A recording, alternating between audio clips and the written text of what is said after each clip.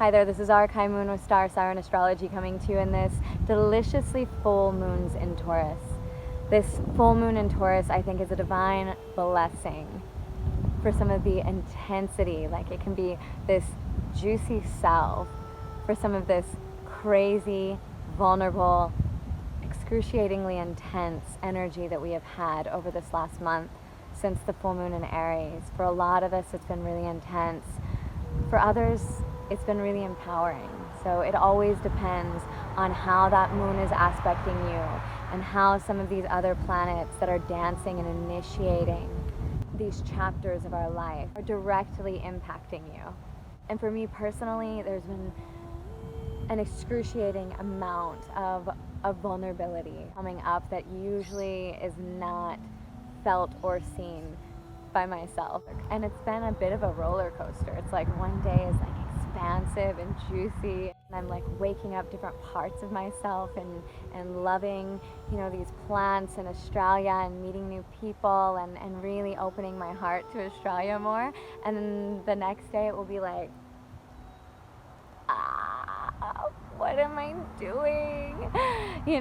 So however you're feeling it, I hope this message touches you. We're going to be speaking about this Taurus and Scorpio axis that is happening. I feel is the tantric axis, and how that's going to affect our relationships. How is that affecting us in an individual level? Our relationship to money and our home and our body, our senses of self-worth, and how is it affecting our culture, our governmental systems, our land. Right now we have unprecedented fires. Some of the most beautiful, magical forests that I've seen here in Australia. And that said, there's many fires around the world. California has been experiencing tremendous fires this year. And our earth is going through a lot. We feel it. There's no way that you can be connected to the earth and the land and not feel when she's undergoing this. It is a time of being in touch with the body, and especially the connection between our body and the earth. The connection between the waters of the earth and inside of us. Our bodies are these microcosms of the earth. And when she's undergoing these intense transformations, we will be feeling it. It's just whether or not we can wake up inside of that ceremony. And by wake up inside, I mean get real, get present, find the ways that your fire inside of your body want to move and become balanced. When one element is out of balance, it starts to take from the other elements, the other organs, the other parts of the earth. Taurus is ruled by Venus.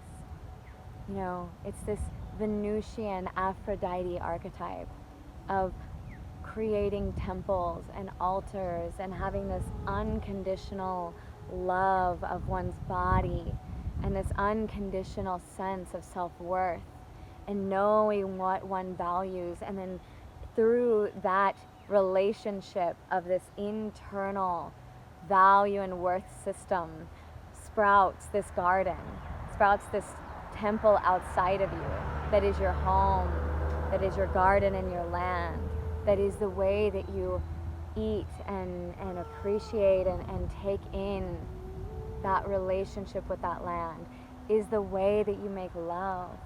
It is the way that you receive in a sensual, physical, pleasurable way.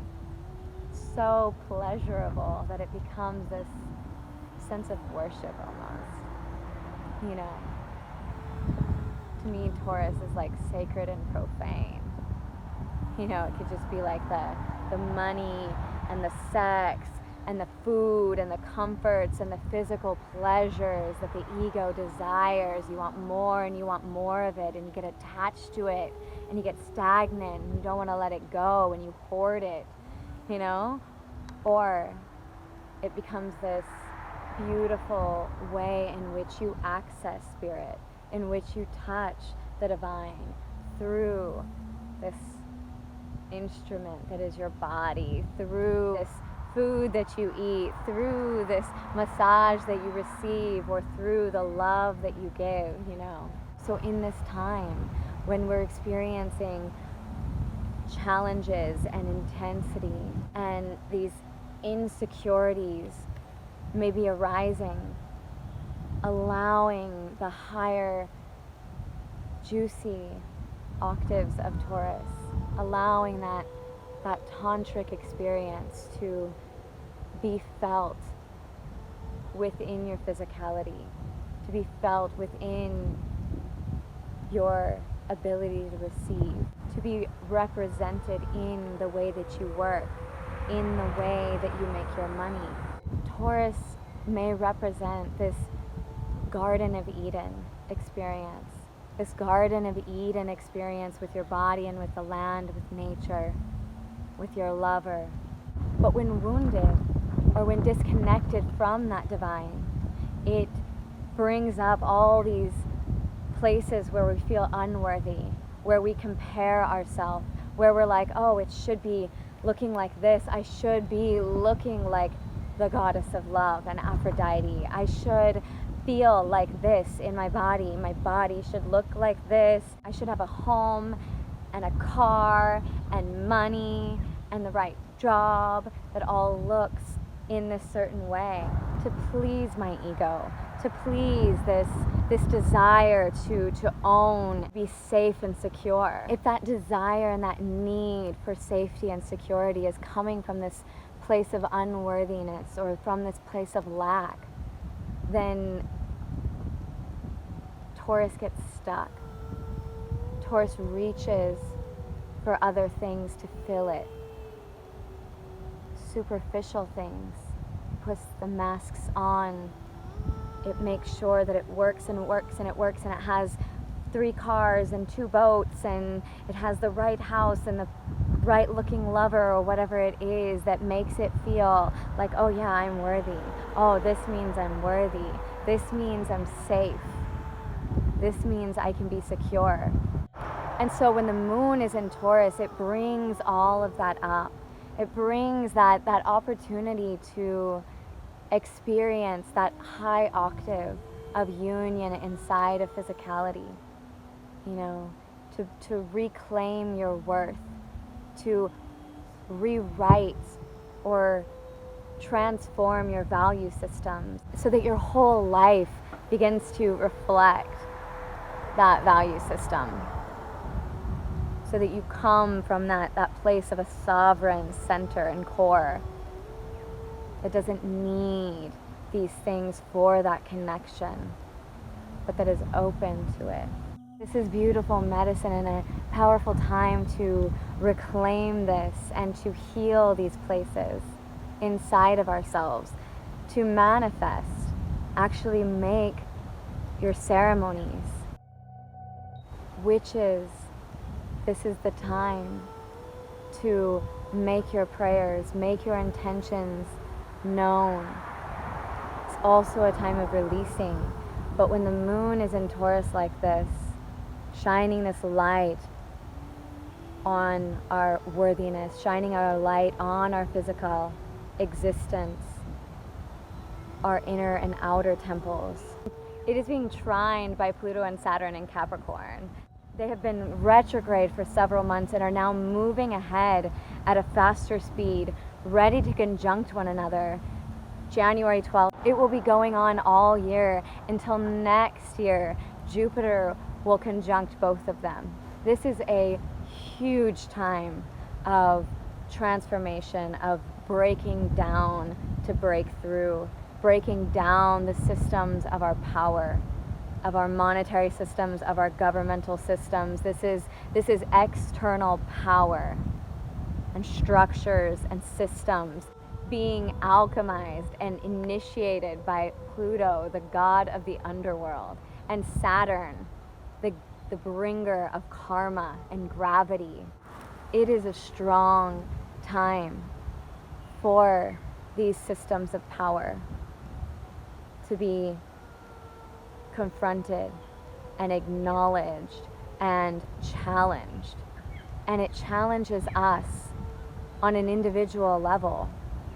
as well as collectively. But it challenges us to say, where is your internal authorship? Where is your power? What practical structures and foundations of your life have you placed, have you built?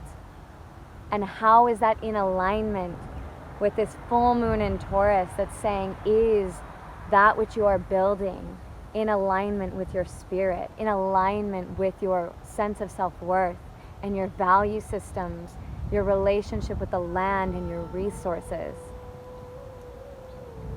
And so why I say it's a great time to really manifest and to make those changes, because when we have an earth trine, it means that there's this energy that can root it in, that can plant it, that can find its way into our physical bodies, that can find its way into our life. And it might be rumbling up some of the foundations, some of the structures, but it's ultimately asking, make sure you bring it into alignment with your worth, with your values. Create that Garden of Eden inside of your body and in your world. You might not be able to fix the whole world, but start in your center and start to move out. And with this full moon in Taurus, it means she's opposing the sun in this beautiful polarity dance of Scorpio Taurus. The sun is in Scorpio, Mercury is retrograde in Scorpio, bringing us that intensity, bringing us that deep dive into our psyche, into our desires, our core desires. What motivates you? You know, where is shame wrapped around your kundalini and your sexual energy? Your ability to manifest, your ability to move your desires and your creative life force. You know, Scorpio wants you to reveal to yourself, where is your power going? Where are you in power and where have you lost it? Where are you afraid and shamed and fearful and suppressing your desires? Where are you giving yourself away? Wanting, longing, desiring that intoxication to merge. You know, to merge is something so powerful and so beautiful. But when we long for it outside of ourselves, when we give ourselves away, when we lose that core self-sufficiency of Taurus and we give ourselves over in Scorpio in hopes to become something new, but we give ourselves over into it fully, then we can lose ourselves. We can be betrayed. We can feel abandoned. We can feel possessive and jealous.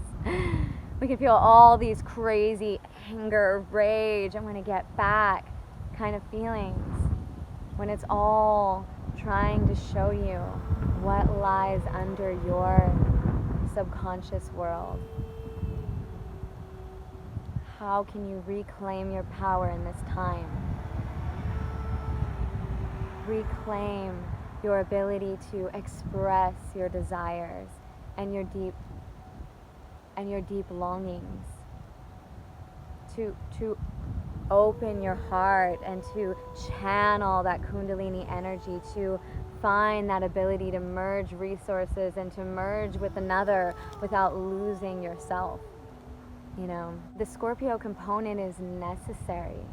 It is necessary for us to come to our psychological edge, to desire for that union, to desire to dig down deep, to know, where is this all coming from?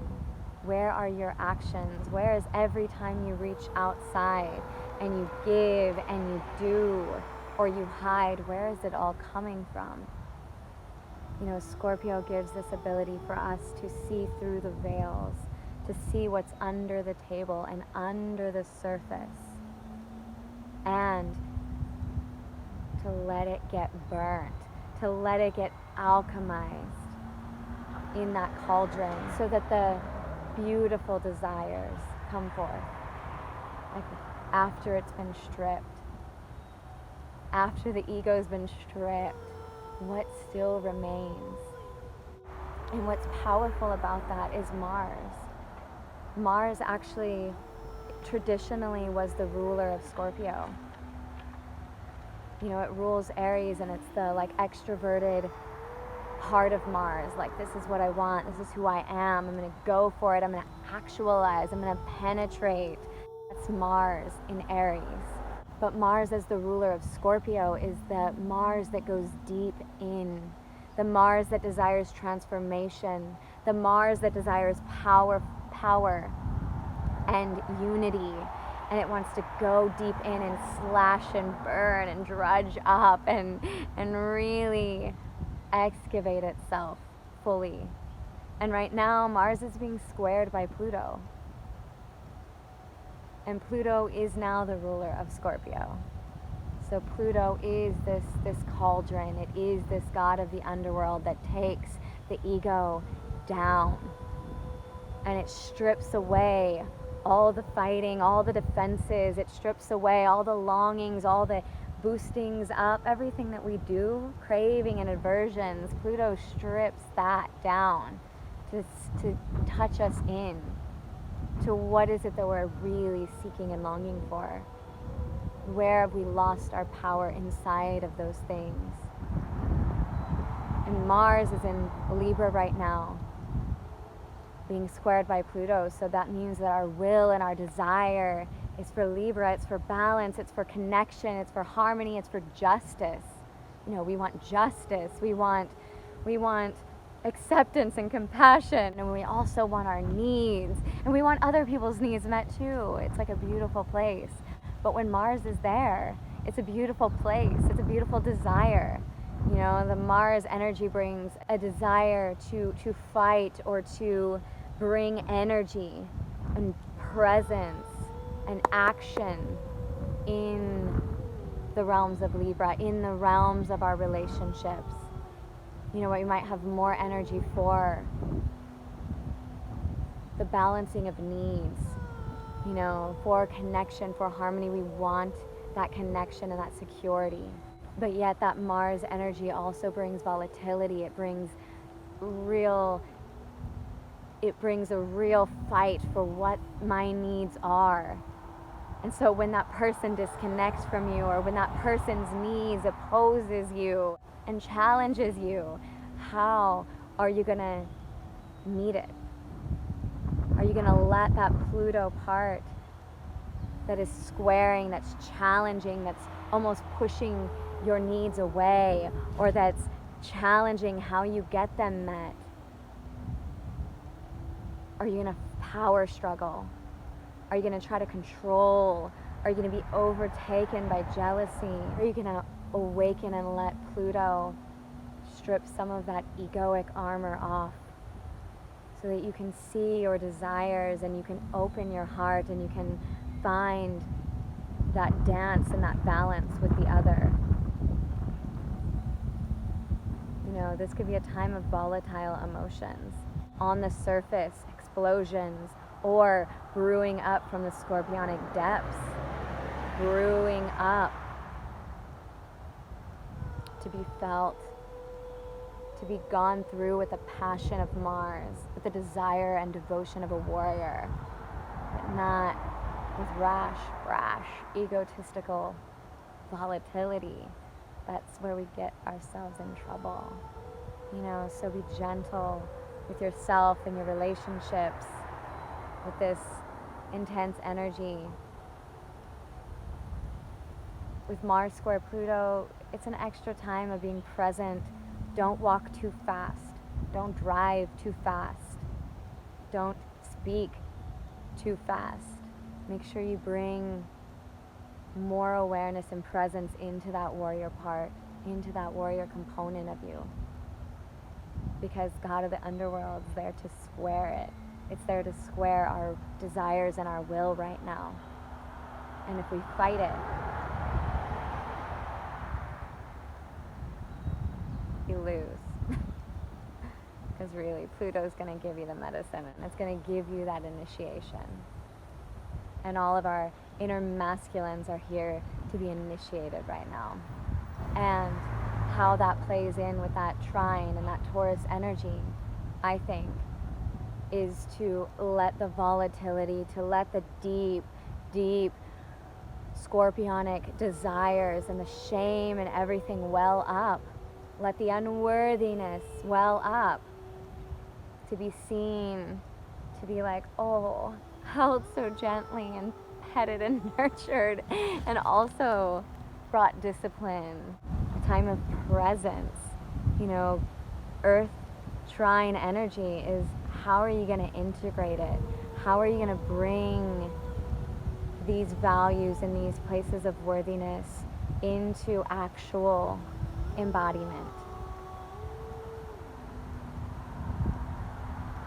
Watch the way you project it onto your loves, onto the people or the friends or anything that threatens your worthiness, anything that threatens your beauty or your money or your relationship or anything you hold sacred and dear and secure.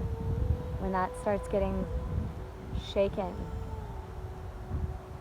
time to be vulnerable and hyper present to the medicine that's coming in, to that reflection, trying to show you where a little bit of your power has been taken. And it lies inside of that place where you feel insecure. It lies inside of that place that's covered up in shame. You know, on that note, blessings on this full moon in Taurus. May you touch true tantra and alchemy within your body, within your sexuality, within your life, on so many levels throughout this month. And may you get clear on what you want to ground in and manifest. And may your life begin to unfold in this Garden of Eden that represents that transformative alchemical journey that you've undergone, that you are undergoing with Scorpio, with Taurus. And may it start reflecting in all of your life. That is my prayer, and may my prayer touch you. If not, slough it off. All right. Enjoy.